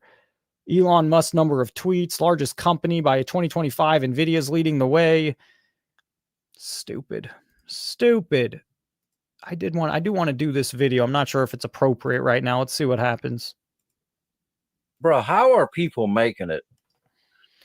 Now, this guy's not one of those corporate employees. This is the average American like me or some of you. This is the average person in America right now. How are these prices where they are? It's play money. And when their assets start to decrease, cards are going to be one that take a huge hit. I agree with Mangini. The other one I think I'm pointing to is when you see more negative card content, when you see a ton of negative Pokemon content, that will sway the people. When you see it's harder to find in sports cards. You see it way more in Pokemon. But when you start seeing more of the media or the content, not just being what Dustin and Jeff went on to do and actually talking about some of the negative stuff, actually talking about some of the points that are a little scary, that's going to be also a point where I could see cards going down. But just like the shill bidding instance, these cards have been doing nothing but that. Griffey's seen nothing but spike. Then the bad news comes out, and all of a sudden, it's no longer hitting a new peak. It's falling a little. If you making $30 an hour, it's weird to ask that, but how are you making it? After you pay your rent, $1,500 a month. That's on the low side. Car note, $500 a month. Phone bill, $100 a month. Insurance. Gas, food, preach, electricity, health insurance, all these day-to-day expenses. How are people making it? You do the math and you come back and tell me what the numbers look like for you. Because a person can make $30 an hour and is going to struggle. 100%. Absolutely. That's where we're living. $30 an hour often. I guess it depends the city you live in, but $30 a week, an hour often does not pay your bills, buy your food, pay for your car. I can only imagine making $15 an hour. You cannot live on that. No, you cannot. Gio's you in the cannot house. convince me otherwise. You cannot live on $15 or $30 an hour. Are you going to stay broke? Living in America is getting so hot. By the way, Difficult to live This here. lady does good content. A homestead journey.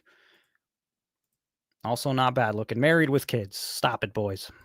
Difficult to live here in the United States in the year 2025. Holy, I have never seen a time when people require so much necessity just to live in America, but also the price for those necessities are so high. Most of America's literally living paycheck to paycheck and hand to mouth. Even guys making $200,000, $300,000 and women are reported to be living. A large percentage of people making in the hundreds of thousands of dollars are still living paycheck to paycheck.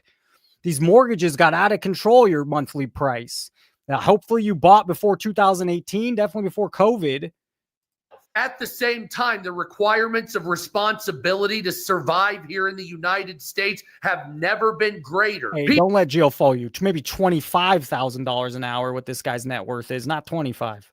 People used to live a simple life, and is it complicated now and expensive? But if you don't have these expensive objects, you can't survive. You have to have a car. You have to have a phone. You have to have internet just to do anything there's anymore. many more. And this shit's just baked into American society now. You can barely Got to pay the property tax. You got to pay the insurance that goes up. You got to pay all the bullshit. They said, oh, it's going to be a flat price. Your mortgage won't go up. You got a fixed mortgage. Well, all of a sudden, you see a town in Arizona that they're pissed off because 89% of that insurance money or whatever the hell it was, property tax, went to funding a stadium for the college.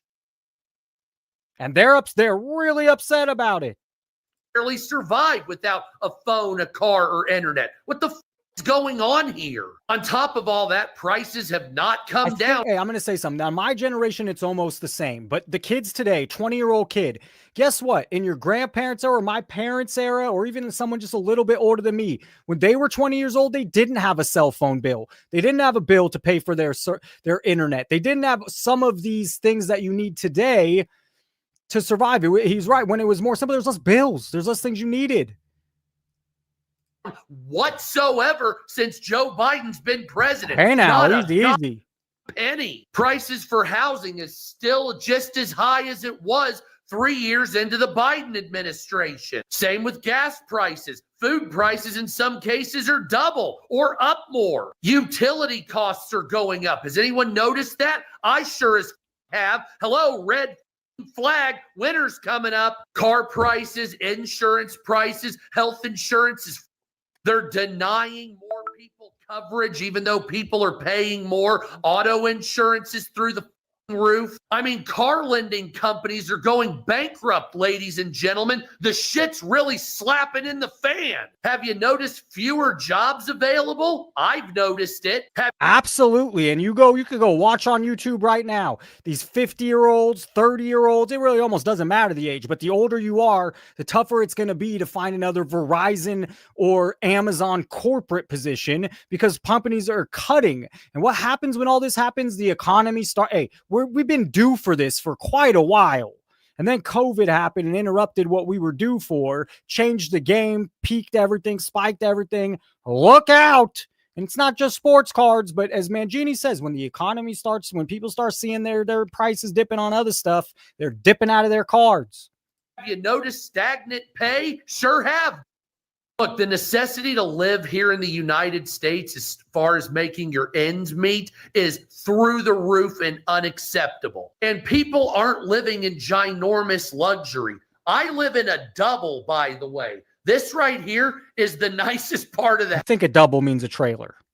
house. You know why I live in a double? Because I can't afford property taxes or Preach. a home or down payments. Nobody. Hey, most teachers around America, I'm just going to speak for teachers, they make, I can't complain. I make more than this guy, and I make more than a lot of America right now, more than the average, but they can't afford homes. They can't afford to go buy a house. Well, if they got a nice little sugar daddy or mama, I don't have that. Can anymore. It's ridiculous. And then if you finally break that wall working 70 hours a week and you can finally do it, you're never even around to enjoy it. You drive your car to and from work, never actually going anywhere with it. You live. I mean, hey, if you don't live that life, you're blessed. If you don't, all I do is work. I'm going to die. I'm going to work till I die. That's all we do. And he's right. You get in your car that you bought, you drive it to work, you drive home. My profession, I can't complain. I get 2 months off in summer. Most people don't. I get to know what it feels like to live a nice life for 2 months. And then it's back to the crazy grind. I mean, it's just a lot. Most people, another take, if you are not in the education system, you have no clue what's going on. Zero. I didn't have a clue until I got in. It's not great at best. Live in a big house that you pay for, but all you get to do is sleep in it. The days of having a vacation are over with. Now, I know the Federal Reserve has a lot to do with prices staying high. All right. I don't want to. Where's this guy still going? Damn, bro. What's Homeboy got to say? Let's see. Last one. Impossible. That's the end game. Most Americans cannot. They belly up, and everything is absolutely too expensive to just exist, because right now it's almost impossible to be able to afford an apartment, to afford car insurance, to afford gas.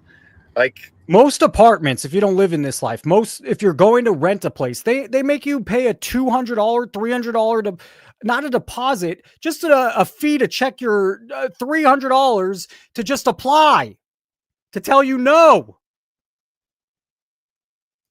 $100 for your cell phone every month, $80 just for internet service. Like, what happens when we just can't afford to live? Because as a single income household, this shit is damn near impossible right now. Okay, serious question real quick. How are we supposed to afford life? I have 3 kids.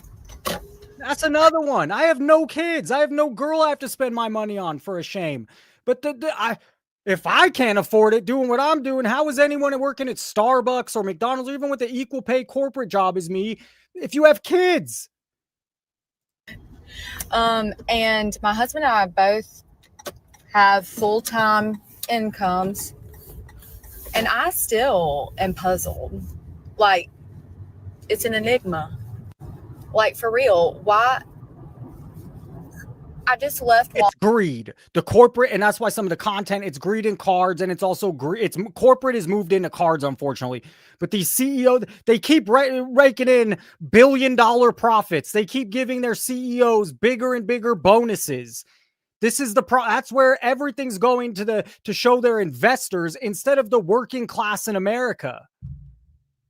Walmart and got the bare minimum for groceries, like bare minimum, and cheap stuff, baby. We ain't Orlando. eating salmon and steak, baby. We eating. But Orlando, back then, that's I don't mean like prices were not crazy like today. I mean, what was gas at that point? What was a carton of eggs or milk? Like it's crazy what just necessities are.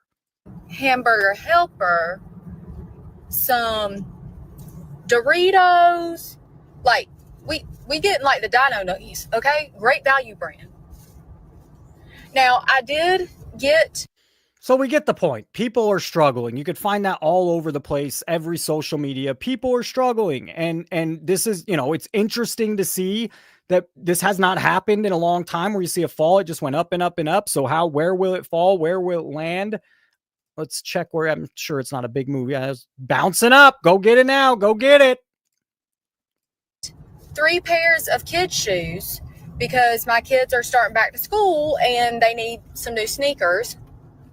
But tell me. By the way, thank you to the veterans in the chat. And then I noticed the last week or so, maybe 2 weeks, a lot of new people commenting in the chat. Thank you. I mean, that's awesome. Hopefully I'm coming prepared, trying my best. Also, thank you to the members. It does really boost the channel. It adds a little extra, adds a little credibility. It's community. What we're doing here is community. I've thought about even starting a Discord. Not sure. It's not really a demographic, but I've thought about it. But what's happening here is this little community we get to hang out. Why I got the bare minimum in groceries and 3 pairs of sneakers, and I'm coming out just shy of $300.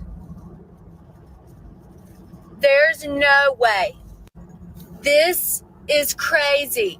Like, I had children on the understanding that if I worked hard. All right, lady. Well, that's not life right now. John Mangini, go check him out. 5,000 subscribers, 3,000 videos on this, or views on this recent video. No fancy, nothing. He hid the news 4 minutes in. It's still pretty darn good. 3,000 views. Way to go, Mangini. Give a shout out. Giving a shout out. We hit Snipe. We hit the Ziggy. Good call from Ziggy. Gave his feelings on this EDI story. This EDI sports card was annoyed by this. That's it. We did an hour 46. We have 150 people in the room. Awesome. Can't complain. That's great. Almost 2 hours in. This poly market thing is ridiculous. You could bet on anything. It's all rather seems a little fishy when it seems like too easy to manipulate. Which company has the second best AI model? And where's Tesla on here? Is Tesla not even close? Tesla's not even on here. Which company has the second best AI? I mean, there must not be. There's a picture of a robot, so it confused me because Tesla, the reason I like the company, I think it might be a little overvalued right now, but they're coming out with these robots, and these robots are going to be, in maybe a decade it takes for them to be everywhere. It's happening. It's happening. But they said driverless cars would be here forever. I don't know any of this news, politics, sports. What crazy sports? Anything? Are they going to get rid of prop bets? It seems like getting rid of prop bets is something kind of big right now. Futures. Oh, they have I want to know if they have a line on that Jake Paul fight. I'm guessing no. Super Bowl 14% Eagles. Yet Jalen Hurts cards are less than Jordan Love. They're less than Drake May by over half. Yet his team is won the Super Bowl and the best odds to win. The Rams look good. The Rams have a good offense, good defense. They play well in the playoffs. They have experience. Buffalo's got some holes. I like Buffalo, but they got some holes. Indy at 6%. I think they could represent the AFC. Yeah. Let's scroll IG to finish. Magic player accused of tipping gambler in federal betting scandal. That won't going to continue to happen.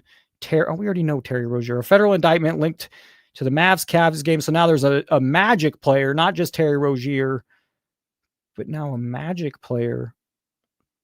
Prosecutors say confidential insider info was used to place winning bets on NBA games. This did not just involve one player or one team. It was a wide-reaching operation. Boy, is this guy fucked. They have so much great talent in the NBA. The regular season is garbage, and now they have all this news. The regular season it's a shame with the NBA because they have so much good young talent, so much talent worthy of watching. And the regular season, there's no defense. The players are taking games off. There's no defense. I mean, people are just not trying their hardest. The flag game was Magic versus Cavs on April 6, 2023. At the time, Orlando was favored by 9 points. According to the indictment, an unnamed Magic starting player told a friend, is this the guy here, that the team planned to sit its entire starting lineup. This was hours before the news went public. Before betting line shift, an associate placed an $11,000 bet on Cleveland to cover the area for $11,000. I mean, these guys make millions of dollars. What is happening? What's going on? How much money did they lose gambling and they're in someone's pocket? That's what it feels like. They make Terry Rozier is a multi-millionaire. What is he doing messing around for a $50,000 bet, $100,000 bet, $11,000 bet? They have to be deep in the pockets. Like Charles mentioned once, there's some speculation. That's why Jordan had to leave the NBA because there was too much betting, too much scandal, and he had to go play baseball. That's conspiracy, but it's out there. But this is not the end. We're going to keep seeing this. The indictment does not accuse the Magic player of a crime, just like shill bidding. It's unclear whether the player knew the info would be used for gambling. The Magic say they've seen no evidence any current player was involved. Integrity is paramount. But so is presumption of innocence. Nothing about anything looks innocent right now. PR at its finest. Here's the starting lineup. Markelle Fultz. Why does that just feel Gary Harris or Bol Bol? God, don't be Bol Bol. His cards. Remember when his cards were crazy expensive? Fun player. Is he even I don't even think he's in the NBA right now. Oh, here's that alt thing I clipped. Yep, there it is. Dallas card show. What'll get stolen this time? Dolphins win over the Commanders in overtime, and let me just say this may be the last walkout ever from an NFL game in Madrid. They are probably not going to bring the NFL back, and it doesn't have to do with how bad of a football game that was. And let me tell you, that was one of the worst games ever. Now, a lot of people at home, back on the home front, like to make fun of people, for the international games. Oh, they send the worst teams over there. They're always bad games, and that is true. But the pregame vibe is incredible. The fans don't give a shit. They absolutely love it. But here's the one thing I noticed, and we've been to Brazil. By the way, I don't know how close you follow the NFL, but it's pretty well stated that the NFL, just like everything else, wants to go international. The NFL wants a division. I don't know if this will happen 2 years, 5 years, 10 years, but they want an entire division that's overseas or outside the country. And it is growing, and it is getting big in certain countries where the NFL goes. They love it. They sell out. The tickets sell out fast. Doesn't matter who's playing almost. The NFL is growing. The problem is they don't really play it in a lot of schools around the country. Besides America, maybe Canada, there's not a ton of schools that are playing American football in high school or have youth leagues. We've been to Mexico City, we've been to London, and we've been to Germany. So this is our 5th off international NFL game. This was the most American travel, the most fans who traveled from America for this game. There were not a ton of Spanish fans. And all right, I'm over it. But Caitlin Clark, who you just put up there, and Rhonda, again, thank you for just keep them running. Hey, there's Dan. He'll be with us tomorrow. Dan, we want to talk about how can we move forward? How can we, what topics need to be hit and taken care of, fixed? What can happen? What can we do to make it more transparent? What needs to be done? But I lost my train of thought here with the NFL, but best sports product out there right now in America is the NFL. The MLB had problems, and the MLB did wonders the past few years with making changes. And the NBA needs to get out. Their head is in their ass. They need to fix it. They have a very marketable league. They have a league that's full of highlights. There's no defense. The league needs to fix some problems. How do you know Kobe Carter's real? It's very simple. Snipe Auctions and Probstein. Is that who showed? I saw this somewhere else, but let's. What you do is you turn around, flip it around, you look for this Kobe KB24 emblem right here on the card. That tells you the card is official. At least of this. Kobe, man, do I miss that guy. And something I like to, some of you have reached out. I know Orlando is going through what he's going and trying to feel better. And young Wilson, who's normally here, is recovering from a surgery. And Frank's family's going through what Frank's family's going through. Kobe, for me, when you're sick at home, you do nothing but watch. And back then there was no YouTube. It was sports. And Kobe brought me 3 titles when I was very sick, 2 more after.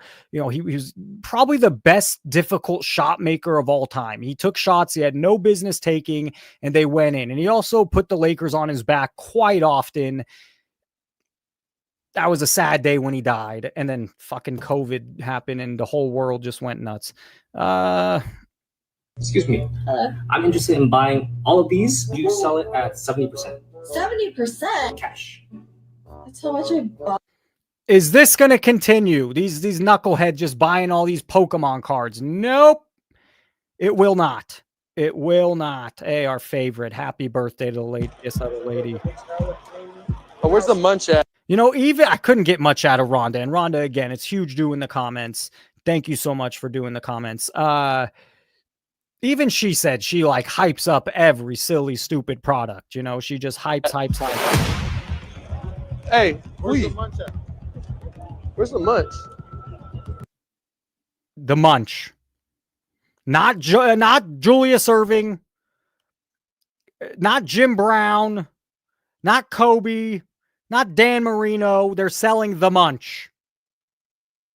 Yeah, did that guy just right behind grab the munch? Sometimes I also wonder, there's a lot of this in Pokemon where there's so many, there's always some sort of steal, some sort of theft. Is it just for content? I wonder. I mean, I don't know, but there's awful lot of it. Enough to where you'd say, hey man, this is not a place I want to put my money. All right. Can you come here real quick? Steve Smith? So I got him on Maybe not. my bench. DJ Moore? Yeah, Steve Smith. Okay. Should I? I ain't benching DeAndre Hopkins. Should I let John Brown bench? That's kind of disrespectful. Like John Brown, he ain't an asset. He got a lot of choice selections. I'm giving you insider trade, so don't report me. You know. No, where is?